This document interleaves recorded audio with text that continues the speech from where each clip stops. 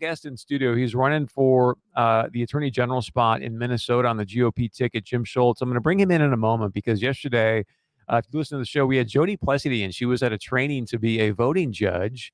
And she came in yesterday. She's like, Chris, I don't know what happened. I was in here. I'm thinking, oh, this is going to be so great. I'm going to learn some stuff about voting. I can help people make sure they're doing the right thing. And she was just flabbergasted when she came in studio yesterday because of some of the things that she was hearing at this quote unquote voter judge training situation. So then Forum does an article. Drew Wrigley and they came out with an opinion. I'm going to give you the skinny here in a moment. But bottom line is this: if someone walks in and they've got some form of ID that says they are not a U.S. citizen, but then they tell you that they are, you just have to take them at their word.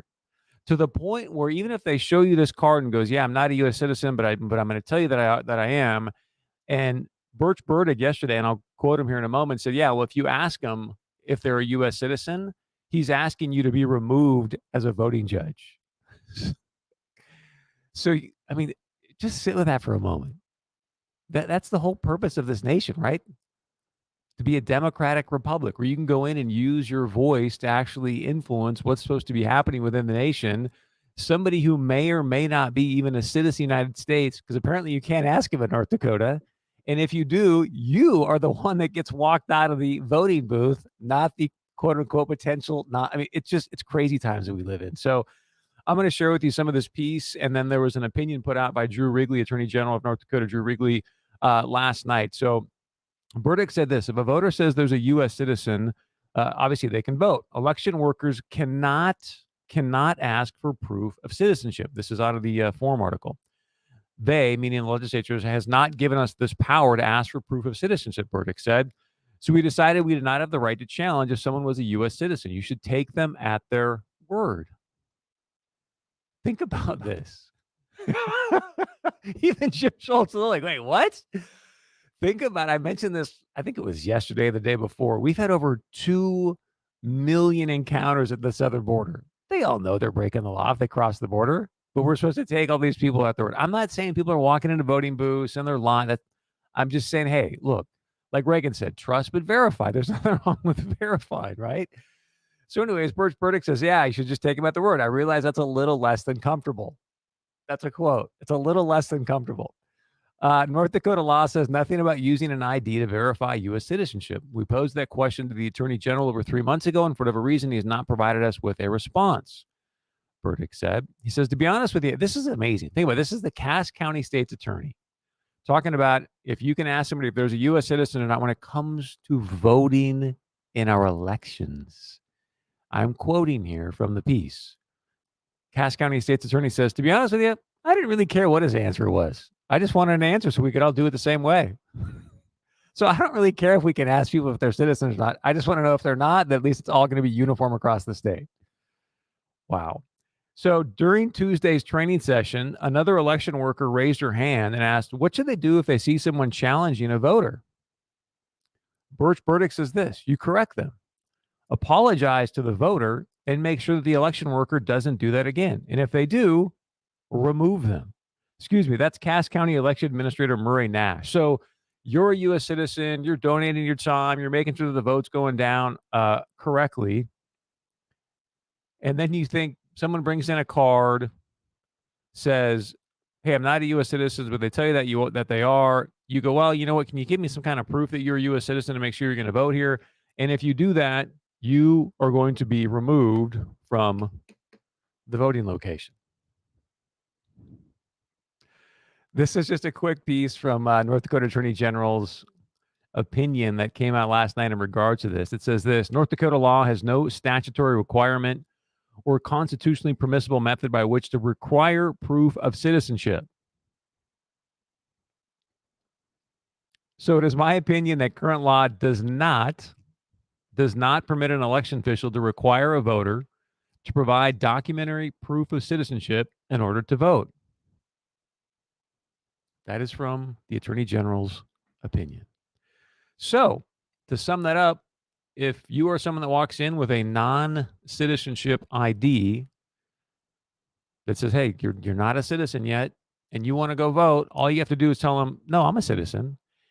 And the person at the voting judge, if they were to ask you, they will be removed. You can go ahead and go vote.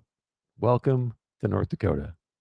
That obviously is probably going to get changed, I'm sure, in this upcoming session. But when you think about 2 million people that have crossed the border, I have no idea how many are in North Dakota. But it'd be interesting if there was a lot more than we thought. They could walk in there and go, no, I'm a citizen. Oh, you are? Okay, here, go ahead.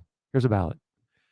Absolutely shocking. I don't know if Jim Schultz wants to. I mean, it's so stunning. He almost have to comment on it. So he's running for AG in Minnesota on the GOP ticket. Jim Schultz joins us live in studio.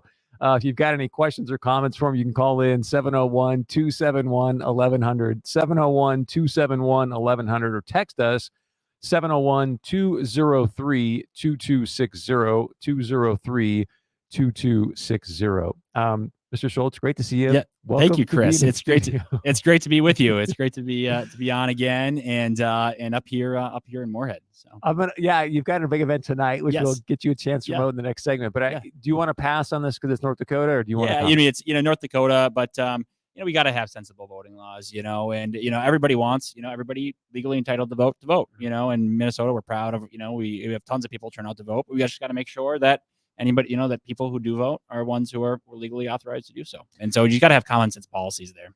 Which is obviously, pretty pervasive, or seems to be pervasive problem in the past in Minnesota, but that's more of a Secretary of State thing. So let's move on to you. And you and I had a chance to visit before we went live here, and I thought you shared a really compelling story about why are you doing this? You went to Harvard Law School, you're in private practice. I'm sure you were doing really, really well. And I was like, you know what? I'm going to go run for the Attorney General's spot. Yeah. Why? Yeah, in a lot of ways, as you allude to, it didn't make sense for us. I'm married. I've got 3 little daughters. They're 7, 3, and 1. My wife and I haven't slept in about 4 years. I was in private practice, was in a comfortable spot there. But my wife and I just felt like we had to step forward, starting with the extraordinary violent crime in Minnesota. And we have an attorney general who's just as extreme as they come, who backed defunding the police. And the violent crime has touched my own family. My sister lives in North Minneapolis, which is a tougher part of town. And she woke up one morning, was sitting down to her breakfast table, and heard gunshots outside her home. A man had careened his car into her yard. He had been on a chase with police and was shooting out his back windows at police. And police, of course, were returning fire. The police had to rush into my sister's home, rush her out to avoid a stray bullet hitting her. Ultimately, there were multiple bullet holes in my sister's home. I still remember her calling me crying that morning. And meeting that night with the Bureau of Criminal Apprehension at her home. She had to stay at our house for a few nights. She just didn't feel safe in her own home. And that's representative of the violence in much of the metro right now, Minneapolis, St. Paul, and surrounding suburbs. And unfortunately, it's bled out to the greater Minnesota as well. And it's because, and I tell people, it didn't have to be this way. It didn't have to be this way. It's a man-made disaster. Because we got embraced policies like defunding the police, like no bail policies, things like that have failed to hold accountable violent criminals, and we're seeing the results. It's an absolute disgrace. Where does your sister live? She lives in North Minneapolis. Just so it's not like right by the 3rd precinct. No, that's right. Exactly. Just it's not right by the 3rd precinct or anything. It's just another area, tougher part of town. But that sort of violence has been present in lots of parts of Minneapolis right now. And we have to turn it around. I mean, you hear the stats sometimes. There were 750 carjackings in Minneapolis last year, many more in St. Paul and the suburbs. And it's important to remember that these aren't just stats. These are real people's lives who have been damaged. In some cases, people's lives taken, that they'll live with for all their life. And the human consequences of this are absolutely extraordinary. And it's an absolute disgrace that we have an attorney general in Keith Ellison who's got behind these policies that have led to this. It's an outrage. And the thing that I don't think many people tie together, I'd like to see if you can, that is really disturbing is you hear a Keith Ellison, a Tim Walz come on and talk about, hey, we've got to go out there and fight for people of color. We've got to go out there and fight for minorities. We got to, but those are the neighborhoods that are getting decimated the most by the lack of. That's right. I mean, there's no communities that feel the lack of police because the police numbers are so far down, and they've vilified and maligned police, and we've seen the results of police leaving the profession and police not coming in. These neighborhoods that are feel it most acutely, as you point out, are these minority neighborhoods in the center of Minneapolis and St. Paul and otherwise, and they deserve to be safe. They deserve to have confidence that if they're walking to school, they're not going to get shot. And it's a moral calamity to have neighborhoods where that are just a shooting gallery, courtesy of policies embraced by Keith Ellison and others. I don't want to take you down this path, and I just will because I think it's something maybe that you can speak to it without the campaign. But I remember when I used to tutor, it was in East LA. These kids would Yep. talk about like, hey, I just wanted to get to school, have Yep. food. I wasn't worried about learning. But Yep. many people don't realize when you're in that much fear just trying to get to class, Yep. like they're in the inner city, Yep. you're not learning when you're sitting That's in the right. classroom. That's right. Yeah. I But mean, my point is when you look at the scores of minorities in Minneapolis right now in St. Paul, what is it, 20% proficient? I mean, they're abysmal. Yeah. I mean, you're right. I mean, and they're just not set up for success. I mean, you're right. When they're in fear for their lives, it's hard to worry too much about history class, and it's outrageous. And then of course, the schooling itself is horrendous. We have some of the greatest education gaps between minorities and non-minorities anywhere in the country in Minnesota. And it's courtesy of that's it goes to the education issue in part that we just, what we've allowed to happen to a lot of these inner city schools is an absolute outrage. So Jim Schultz running for the Attorney General in Minnesota on the GOP ticket. I want to talk about, as you're traveling through greater Minnesota, what you're hearing when we come back, because a lot of times I'll visit with people up here in the area and they're like, I'm not going down to the Twin Cities. Yeah. I'm not going down to a Twins game. Are you kidding me? Like, I just want to be safe. So before we get to all that, I know there's some recent polls that have come out. We've got about a minute left here in this segment. So how, like, the bottom line question, can you really win? I mean, how close is this? Well, right now we're in the driver's seat to win. We can't take anything for granted. People have got to come out and vote and make sure we get it done. But the most recent poll has us leading by 5 points. So the most recent poll had us 50% to 45%. So we're on track to do it. People are fed up, and that's showing in the polls. We're on track to make history. This will be the first time a Republican has won the Attorney General's office of Minnesota in 56 years. And so 56 years. Yeah. So it'll be historic. We got to keep working hard. We can't take anything for granted. But right now we're in the driver's seat to win this race. So when you use the story of your sister, are you starting to pull suburban moms over to your side and out of the suburban moms, folks in Minneapolis and St. Paul. We won't win Minneapolis and St. Paul. It's of course heavily Democratic, but we're going to do better there than any Republican has in many, many years because people are fed up about the crime. And then of course, the suburbs. I think the most recent poll, the suburbs, we were leading by 20 points in the suburbs, and that of course is. That's been a demographic that's trended away from Republicans as of late, and so people are just fed up about that. They want to have confidence that if you drive to the grocery store, you're not going to get carjacked on the way. Yeah, exactly. So when we come back, we're going to talk about what he's hearing from you, the people of Greater Minnesota, and obviously as him being Attorney General, what could that mean for you within Greater Minnesota? Because look, even in Greater Minnesota, you see the crime is up. We've seen, the mass raids, if you will, on getting the fentanyl out of people's hands. What could he do to potentially stop things going on at the border? So all that and much more when we come back with Jim Schultz. I want to remind you, if you want to email into the show, very easy to do. It's studio@chrisbergshow.com. Again, studio@chrisbergshow.com. I want to say thank you to Red Wing Shoes for sponsoring our studio email inbox. If you are out there and you're working on a blue-collar gig and you want some custom-made work boots, this is the place to go. RedWingShoes.com. Again, that's RedWingShoes.com. Brian Feuder with the NDSCS Apprenticeship Program. NDSCS's apprenticeship program is really based on the typical apprenticeship models that have been in existence for many years. But currently there are over 1,000 apprenticeable occupations that are recognized by the United States Department of Labor. Hi, I'm Dixie Bope. I'm the Director of Nursing at Four Seasons Healthcare Center. I encourage other companies to use the NDSCS apprenticeship program. They have a personal relationship with you. They help you out with advertising. They help bringing in new candidates, interviews, getting the word out. Hi, my name is Pamela Morrow, Project Specialist for NDSCS Apprenticeship. If you're interested in a program, please reach out today by calling 701-231-6927 or go online to ndscs.edu/workforce-affairs and click on the Apprenticeship North Dakota tab. See if the NDSCS Apprenticeship Program is for you. If you're a rock star truck driver, you should check out Prairie Supply. Prairie Supply has good, long-standing relationships in the construction industry across North Dakota and the Central Plains. They are looking for passionate CDL drivers who are self-motivated and hands-on. As a driver for Prairie Supply, you'll be well paid and receive full benefits. They want to keep their people through an environment of success and advancement options. If traveling the open road sparks your interest, visit prairiesupply.com, where they value their customers and employees. With cyber warnings possible from Russia being reported, don't let your business get crippled with an attack. True IT is protecting both large corporations and small businesses with future-ready cyber plans, real-time protection, and backups that will allow your business to continue to operate while others fail. True IT offers network protection at any location. Get your technology blueprint now and see where your tech is strong or at risk. True IT Fargo, toll free at 888-243-1016 or visit trueit.com. If you find yourself in a tough legal spot, you want to know you can count on someone to help tell your side of the story. The team at Onstead Twitchell Law has a wealth of experience in helping defend people just like you, whether charged with a state or federal crime. They guide people through what can often be the most difficult experience of their lives. Onstead Twitchell is dedicated to helping achieve the best possible result for your case. Find out about the Onstead Twitchell history of excellence at onsteadlaw.com. Did you know our water in Fargo and West Fargo has doubled in hardness in the last few years? That's why we put a full water treatment system in from Lindsay Echo Water. Hi, friends, it's Scott Hennon. Do like Maria and I did, put this in your home. It protects your faucets and fixtures, eliminates hardness residue from shower doors, absolutely saves time on cleaning, and the softening system, unlike others, removes chlorine, ammonia, and other harmful skin-irritating gases. It's great for your hair and your skin. Call Lindsay Echo Water today, 218-233-8655. Online at lindsayEchoWater.com.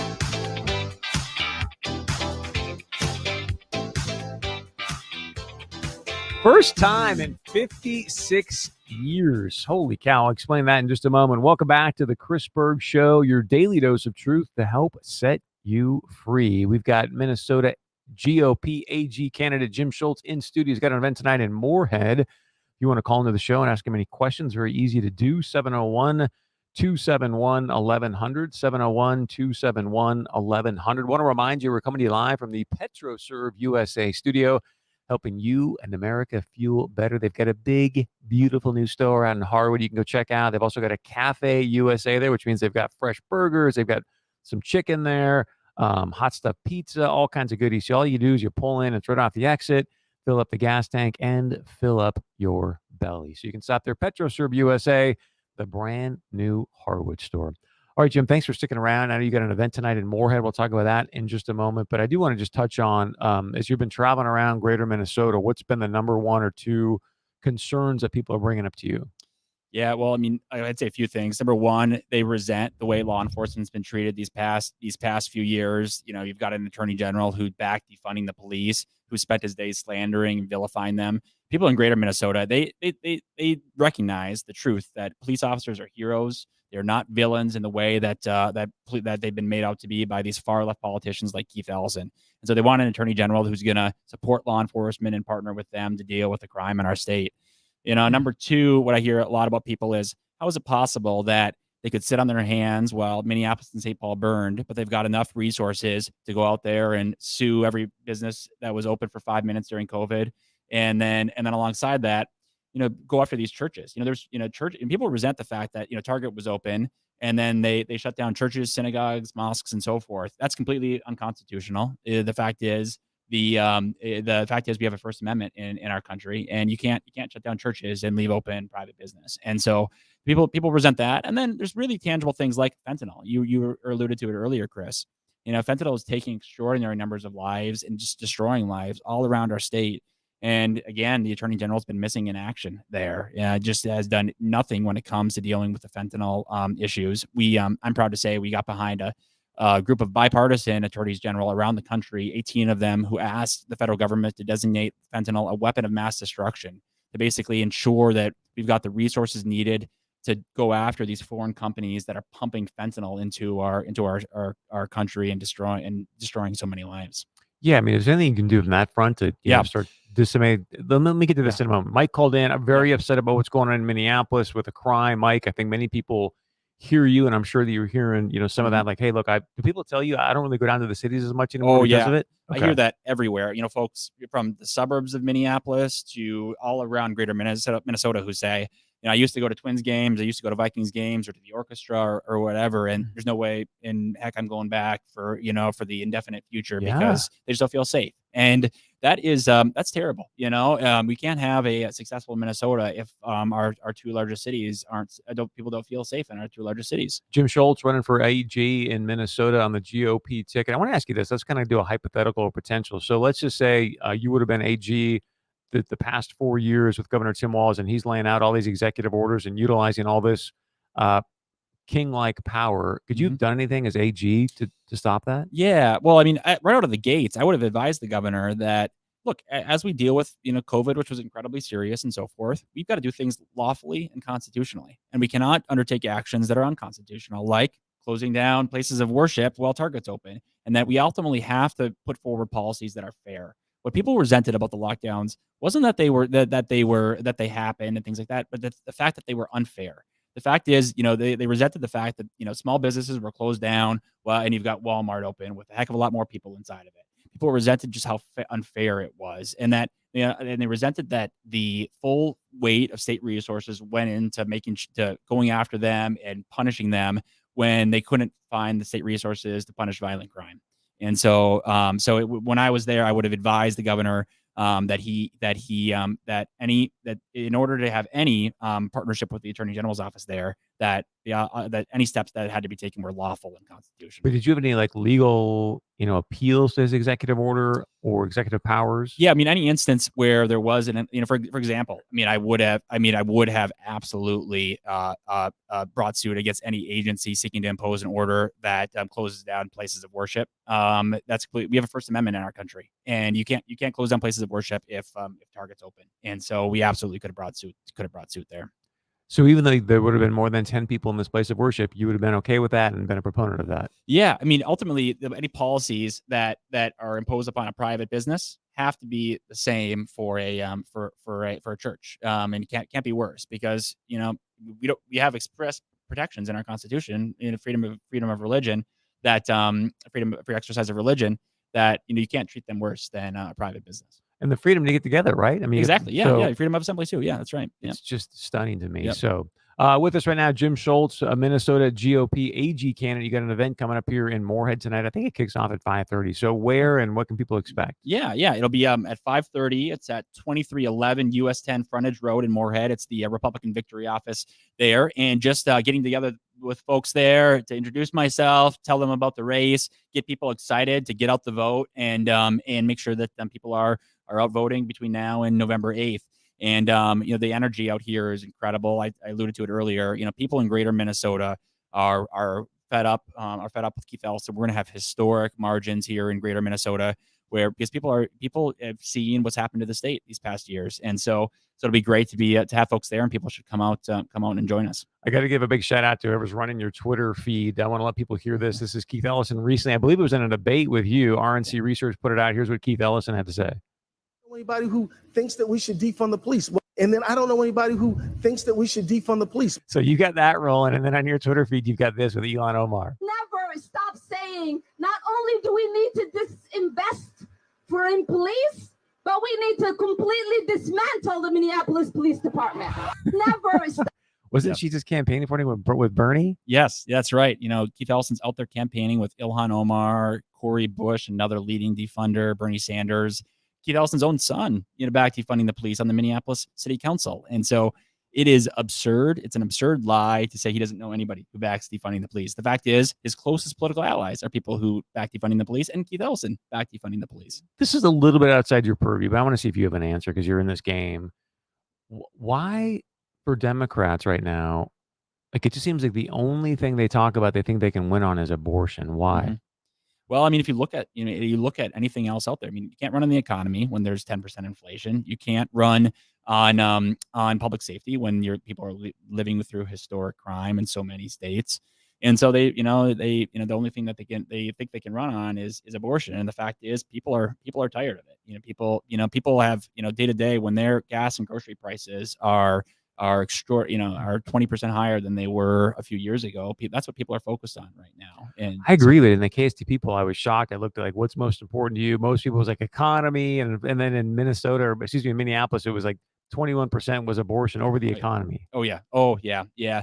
I mean, that's the kind of Democrat base, I mean, it's not actually, kind of swing voters where that's at the top of the list. And, in the AG's race, it's not really a particularly relevant issue because the AG doesn't really influence abortion policy. Yeah. It's a legislative issue. And so, Keith Ellison's trying to make it an issue, but it's, but voters know better. So, Jacob, do we have somebody on line one? I'm sorry. So, Murren, it looks like Murren on line one just got a comment for you. Again, Jim Schultz in studio here. Murren, we just got a limited amount of time, so please share your point of view. Hi, Myron here. Jim, I put up a lot of your signs. I hope you win. Thank you. have a sister that, hello? Yes, go on. Yes. I have a sister that lives in by the airport in Minneapolis. She's scared to get out of her house after all the rioting and burning and all this stuff down there. Yep. How in the world did all of this happen without some guidance? And that's just a comment. Yeah. I got 60 seconds on that one. You might talk for 10 minutes. It was it's right. It could go on. It was an absolute calamity, and we're going to be living through it for many years. We had an incredible failure of leadership, where they sat on their hands while Minneapolis and St. Paul burned. And not only did they do that, but they got behind policies that made things worse, like defunding the police, like no bail policies. We're living through the greatest increase in violent crime in many decades. And we've got our leadership class in Minnesota, these career politicians who just don't get it, who have sat on their hands. And it's an absolute disgrace. And we have to restore public safety, and we have to make sure that people feel safe again. Website? My website is jim4mnag.com. Please get out and vote, and any financial contribution we will welcome here too in the final stretch. And early voting is already kicked off. That's so right. It's good to go. So jim4mnag.com. That's right. Check it out. Thanks for being here in studio. Thank you, and again, Chris. go see him live, 5:30 in Moorhead. You've got the address there just a moment ago. So go enjoy that. You want to give the address one more time, sir? Yeah, sure. It's 2311 US 10 Frontage Road in Moorhead here. All right, go check him out. And most importantly, get out and vote. When we come back, if you're anybody out there who's got sort of an entrepreneurial spirit and thinking, gosh, I got a pretty good idea. I just need a little bit of cash in my pocket to get things going. We're going to give you some strategies, some ideas, and a person that can hold your hand through that. Coming up right after this, right here on The Chris Berg Show. Stay with us.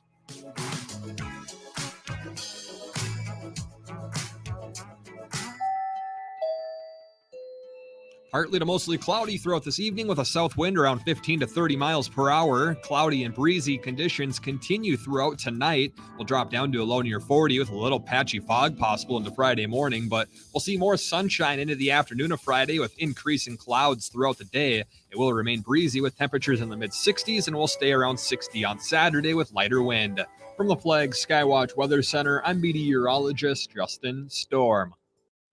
Employers, does the competitive job market have you down? Now more than ever, make certain your pay and benefits are competitive, and High Road Partners can help. High Road Partners is a full-service employee benefits brokerage and HR firm serving small businesses in the region, helping you design a strategy to attract and retain talented employees, locally owned and operated. Let's succeed together. Visit highroadpartners.com today. highroadpartners.com. Are you wine curious? Or maybe you're a wine connoisseur. Come join us at Cellar 624 on Friday, October 28th, because you'll have a fun night out and learn about wines from a certified wine specialist. Bring your friends, make it a date night for fun and fine wine at cellar624.com. Seats are limited, so right now, go to cellar624.com and reserve your spot. Cellar624.com, and come join us for fun and fine wine. Our weather this afternoon is brought to you by the team at Precision Concrete Cutters, Ramjack North. Have you been living with that musty smell in your damp basement? Perhaps you've been struggling with water seeping in, but you've been putting off the inevitable. At Precision Concrete Cutters, we have a solution for every basement problem. From wall bracing to water seepage to complete foundation replacement. Your home is your greatest asset, so let Precision Concrete Cutters help you preserve and protect it.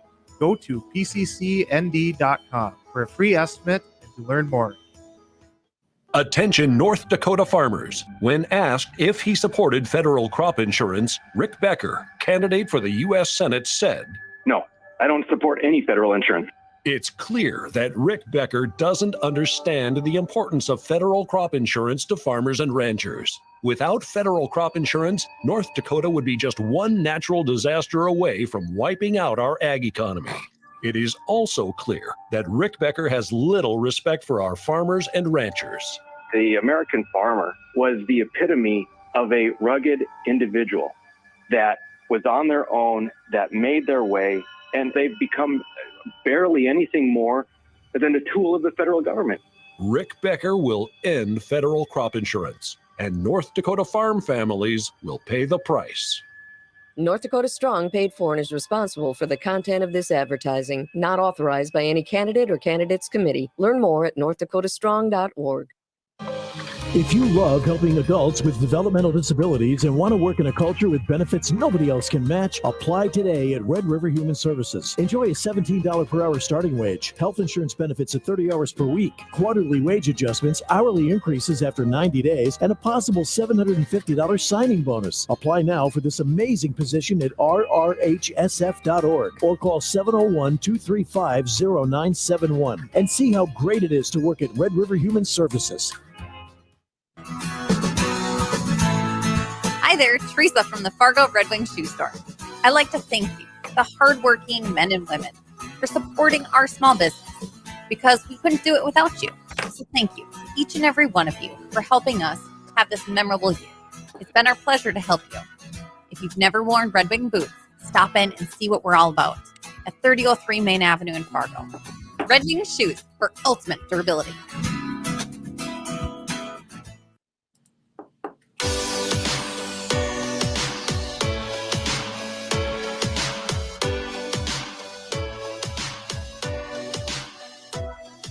Welcome back to the Chris Berg Show. This is your daily dose of truth to help set you free. It is so hard to find the truth today. That's why it's always great to come and join us here on the Chris Berg Show, the fastest hour in radio.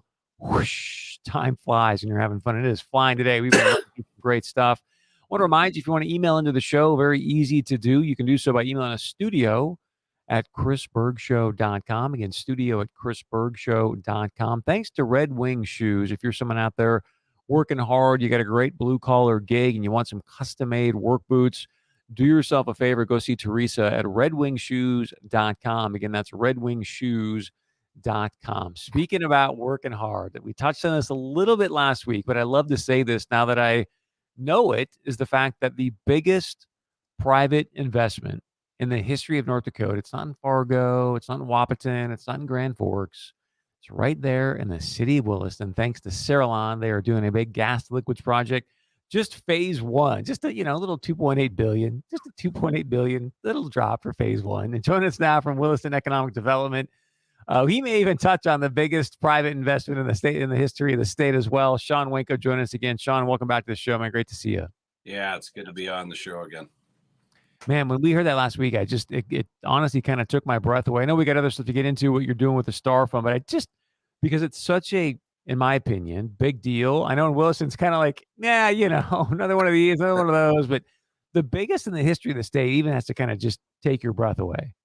Yeah, it's exciting. It's a good example of what's happening out here. When you'll hear me say this over and over again. I know I've said it previously, but this is almost kind of the second boom that we're facing, and this boom being value added. So it's these companies are finding ways to take oil and gas byproduct, create some value out of it, and investing in Western North Dakota. And Saralon's a prime example. And that Saralon project, that's just the first. I mean, if you were to talk with the state of North Dakota, there's several projects being discussed right now that can kind of work off of each other, including the Saralon. So I think we're going to see a lot more happen throughout the years.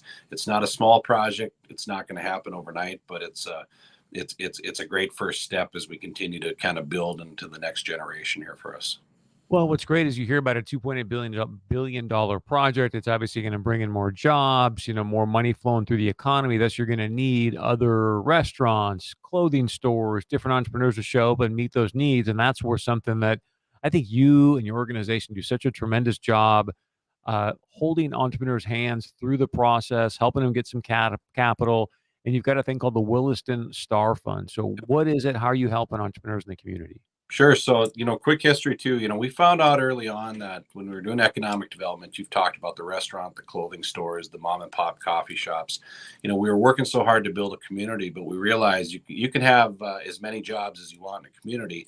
If you got a place that nobody wants to live, it's not going to do you any good. So there's a quality of life factor there.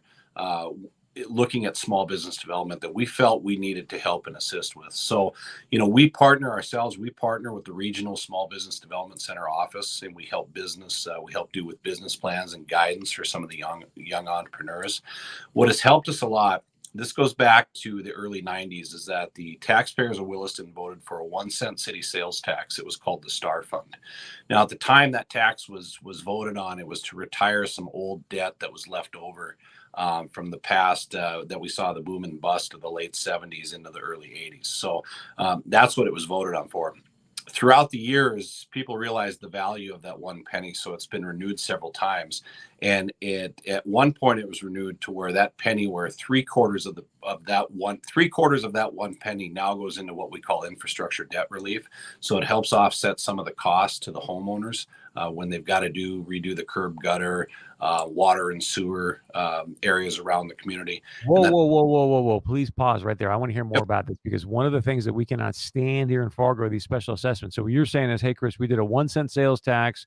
We're taking a piece of that penny and we're putting it towards these special assessments to keep that lower for homeowners. Is that what I'm hearing? Correct. 3/4 of that penny, it's we refer to it as infrastructure debt relief. So it's kind of helped to ease, it helps to ease the burden a bit of some of the costs that you're seeing with the special assessments that are out there. So can you kind of break that down for me? Because boy, that's something I want to see happen in Fargo, because there's specials now in the city. I don't know what they're in Williston, but $30,000, $40,000, $50,000, pretty standard. How is it lowering or mitigating costs for homeowners in Williston? Well, again, and this might be a great next segment that we talk about sometime, to get our city engineers on here to discuss a little bit about the cost. But I think what you see, the high cost of doing infrastructure improvements, there's a portion, that will go in when you see the final cost. Again, let's say we're going to redo the streets, curb gutter. You look at a portion of that and see what you can offset with what is in the Star Fund of that 3/4 of the penny. And then you help with a certain percentage to just offset the cost. So the homeowner is not going to pay 100% of getting, let's say, the street improved in front of their house. That's where the Star Fund comes in and helps out a little bit. That's fantastic. And then also using some of this money to help local businesses. Yeah. So then it changed throughout the years, where we did 3/4 of the penny. Then the other quarter of the penny goes into what we call the Jobs Creation Fund. And that is what we utilize through economic development. We have several programs that businesses can take advantage of. The biggest one that we like to use is called the PACE, or Flex PACE Interest Buy Down Program. It's a Bank of North Dakota program where we will partner with the Bank of North Dakota. We will partner with the entrepreneur's lead lender, and we will buy down the interest rate off the front end of business startup loans. And so what's good about that is, for every dollar we put in, Bank of North Dakota roughly matches us just about $2 in the buy down amount. So, and why is that important? Is I try to tell people all the time, it's not a handout. Because when you see, if you're going to take the risk on starting some of the new businesses out here, there's a lot of high upfront costs that these businesses incur, and just that little something to get them over the hump that first few years, whether it be a lower cost in their interest rate, is going to help them a lot. And we saw that especially during COVID-19. There's a lot of people we talked to, there were new businesses that say, hey, if we hadn't had that Star Fund in play, it would have been a tough roll for us to make it happen. So that really helps us quite a bit. And then go ahead. Well, just if you don't mind, Sean, because I think many people may not appreciate what you're saying here. Because what I'm hearing is, hey, Chris, if we can take away some of this upfront interest costs from the business owner initially, it improves their cash flow. Now they can have better money to reinvest in the business. They get a better return on capital. Yes? Yes, that's what we're trying to do with that. Correct. It's fantastic. Sean Winkel with the Williston Economic Development with us here on our Williston Economic Development Update every single Thursday. It is really stunning. I was talking to another gentleman out of Colfax that's in economic development recently, and I was bragging to him about Williston and what's going on. He goes, yeah, I know. I was just out there recently. He goes, this is absolutely, it's booming out there. So didn't mean to interrupt you, my friend, but then so maybe just give us some examples of the Star Fund where, hey, Chris, this business came to us, we did the Star Fund, and now X is happening. Yeah, well, you look at we have a new clothing store in town called Genesis, and I shouldn't say they're new. They've been around for 10 years, but their initial startup, we did an interest buy down loan with them to kind of help start up this clothing store. It's got brand names for everything from Oakley to Under Armour to about anything you can think of. They saw such success they wanted to expand a couple years ago when we were starting to redevelop the old airport. They now were one of the first buildings to be constructed in the redevelopment of our old airport property. And I'll tell you this, is you took a business that, again, starting it up, it's pretty tight. When they were able to expand, they were expecting about a 25% increase in sales. They're seeing about a 40% increase, and it hasn't dropped since then. So again, it's just there's examples like that all over where it's the initial kind of help with that, with the low interest loan, help them get through, get started, get rolling.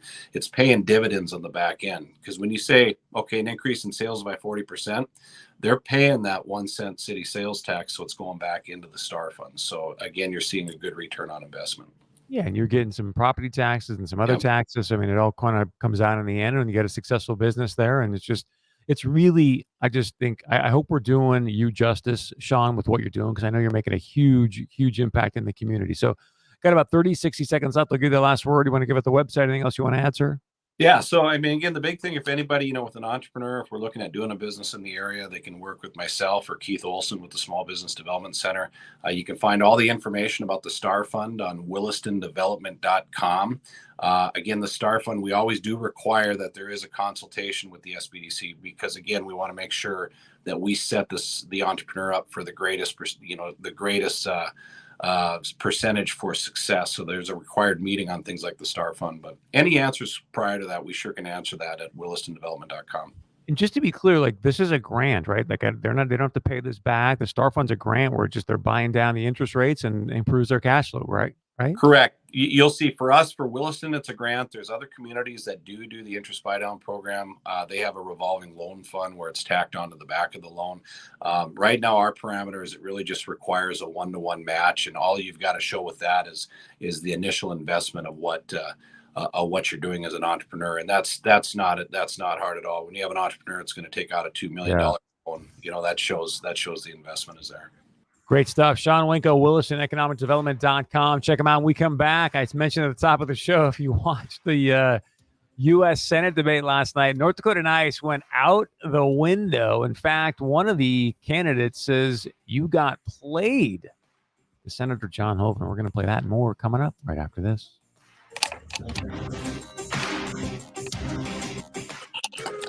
Do you suffer from stiff, achy, chronic knee pain? Have you been told you have arthritis? Is knee pain keeping you from enjoying your favorite hobbies? If so, the next 60 seconds could change your life. Please listen carefully. If we find you're a candidate for our unique approach, we'll do a trial treatment, and day one, you will know without a doubt if we can help you. Pick up the phone right now and call 701-353-2230.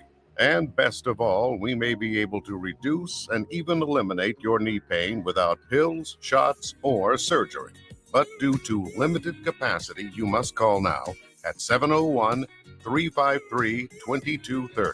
Hurry, call now to find out if you qualify for our program that is changing lives and helping people save time, money, and agony. Call now at 701-353-2230. You have nothing to lose, so call right now.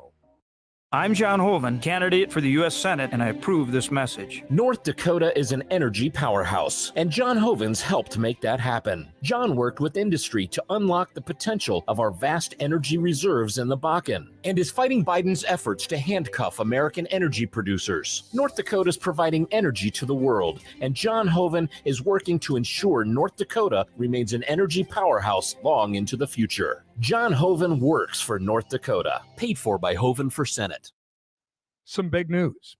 Dick Morris was on Newsmax and said that Trump will make a very big announcement right after the upcoming election. He says it will be huge and shock the media establishment. Dick Morris's new book about Trump becoming president again came out this summer. It's called The Return, and it's on the major bestseller lists. It even predicted recent events about Trump. Now, Dick Morris says some major news will rock the country. Morris also says Trump still faces 3 big threats before he gets back in the White House. Mike Huckabee is telling everyone to get the return. Even Trump calls the return fantastic. Newsmax says it's the political book of the year. I've been encouraging you to get Dick Morris's The Return in bookstores everywhere, or check out the free offer from Newsmax and save $28. Just call 800-NEWSMAX, 800-NEWSMAX, or go to thereturn911.com. That's thereturn911.com to get your copy today, or call 800-NEWSMAX. That's 800-NEWSMAX. Oil and natural gas create opportunities for North Dakota. In fact, over 50,000 North Dakotans have good-paying jobs thanks to the oil and natural gas industry. Real people finding prosperity in their careers and bringing it home for their families and communities. It's one of the many ways oil and natural gas are making life better in North Dakota for generations. North Dakota's oil and natural gas, advancing the possibilities.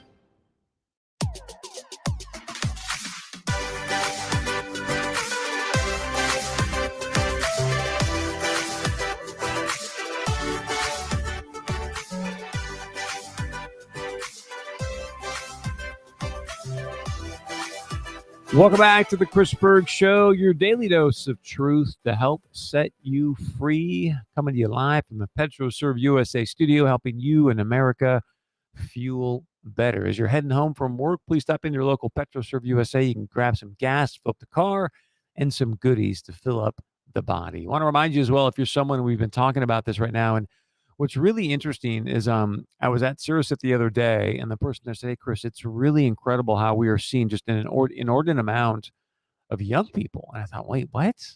She goes, yeah, just a lot of teenagers, like late teens, early 20s coming in because they're just dealing with so much anxiety, depression. They're not getting a good night's sleep. Parents are like, look, I want to stop drugging my kids. I don't know what else to do. So if you're going through that, dealing with some of that somebody younger in your life, Sirius may be a great answer. It's non-invasive. There's no drugs. It's a free consultation. Speaking about freedom. So give them a call at 701-566-5231, 701-566-5231. That's Sirius of Fargo. All right, be sure and join us tomorrow on the show. Last night, Prairie Public had a debate between the U.S. Senate candidates. You've got Katrina, who's the Democrat. Rick Becker is running as an independent, which Senator John Hoeven did a pretty good job going after him there, going, hey, Rick, you said you're going to keep your word and this and that. And then you ended up, I guess, at the convention, the GOP convention. He's like, hey, I'll just follow whatever the convention does. Obviously, Rick's back in the game now, but doing it as an independent. But there was some, you always sort of think about North Dakota nice here, and there were some just squabbles. Now, I know Katrina wanted to fight. I get it. But there were some times it just didn't work. Like it was angry and interrupting. But also there was this. I want to play for you a clip here. Representative Rick Becker, it's what they do at debates, kind of going after John Hoeven. Just listen to what he had to say. Into a dire straight type of predicament. We need a fighter to go against that. Now, John Hoeven, when he votes for infrastructure bills that add to inflation, is not fighting Joe Biden. He's giving him wins. He's hand in hand with him. Now, John has said, well, hey, I helped kill $5 trillion. Well, John, you got played. You got played, sir, because they were not going to pass Build Back Better. Wow. Hey, John. Wow. And then listen to this, because then Senator Hoeven has a chance to respond. Rick Becker drops it a couple more times. And you know that. Kirsten Sinema and Joe Manchin were not going to vote for that bill. What they would have voted for was a watered-down version of Build Back Better, which, in fact, they did pass. They did pass. So you accomplished nothing by joining the other 18 Republican senators to become traitors and cross the aisle and do what was wrong for North Dakota instead of what was right. It's amazing to listen to Rick talk about something that he one, he doesn't know Manchin. I work with Manchin as governor, and I've worked with him in the Senate. He doesn't know Kristen Sinema. But here's the facts. Just like he sat in the House and voted no all the time and was never a part of accomplishing anything, he could have sat in the House and done that here. But the Build Back Better $5 trillion passed the House, so he'd have been part of that when it was passed. In the Senate, I worked to kill it. Sometimes it's a lot more important to get an outcome than to just sit and vote no and get nothing Done. You got played, man. Katrina, No, you we got a stop, chance. build back better. That's a fact. $5 trillion. You got played. Wow. So I've got a text coming in here. Many of you probably know this person but don't want to disclose because I don't know if that person wants it disclosed or not. And it says, hey, Becker says it has to do with inflation. It does not. It's paid for. Hoeven should have fought better. There were some times, lesson. I mean, one of the great things I will say about Senator John Hoeven, when I was doing TV, we had a great GM back in the day. And, he was always like, hey, Berg, see if you can get a high hard one in on Hoeven one day and just keep going after him, asking him the tough questions. So we'd show up and ask him the tough questions. And Senator Hoeven's he's just smooth. He's like, I would see him the next day after I do an interview with Senator Hoeven, and my GM was like, man, Berg, the guy just keeps falling him off. He just keeps falling him off. Just nothing really shakes him. I'm like, I know, he knows his stuff. And so I want to remind you, tomorrow, Representative Rick Becker will be with us in studio, first part of the show. If you want to ask him some questions, you can always do so. 701-271-1100, 701-271-1100. I want to play some of this for you real quick. President Trump put this out on Telegram, some other social media posts, just I think within the last few hours. So I want to play this for you, but this is Megyn Kelly talking about the possibility of Ron DeSantis running against President Trump. On the stage, you don't think that DeSantis is crafty enough or stands enough? Really? No, I don't even think that a little. I think Trump sucks up all the energy in every room, no matter what. And even someone as skilled as a politician and smart policy-wise as DeSantis can't overcome that. He can't. You really think the hardcore MAGA is going to abandon Trump for DeSantis? They're not. They like DeSantis, but they don't think it's his turn. They think Trump was screwed out of his last election, that he was screwed out of his first term by all the craziness, the Russiagate and so on. And they think he is entitled. He deserves another shot at it. Like the hardcore Trump faithful is unshakable. They like DeSantis, but they would never cross Trump for him. And they think that DeSantis owes his political career to Trump. Like if forced to choose, they will choose Trump. So DeSantis can't take him down. It's like the line in War Games, the only winning move is not to play. DeSantis has got to either be crowned by Trump or he shouldn't run. He won't win over Trump. I'll stand by that. You can play it against me if I'm wrong, but I won't be. Wow. They got on the stage. She's saying, hey, no way that DeSantis does anything to beat Trump. And obviously, Trump's got the big brand. We all know that. And a lot of people like the way DeSantis has been running Florida. So we'll see. You could have the mayor of Miami, the governor of Florida, and Donald Trump running for president in 2024. This is the Chris Berg Show. I love you. Thanks for joining us. We'll see you back here tomorrow on a Feel Good Friday at 4 p.m. Time now for Focus on the Field.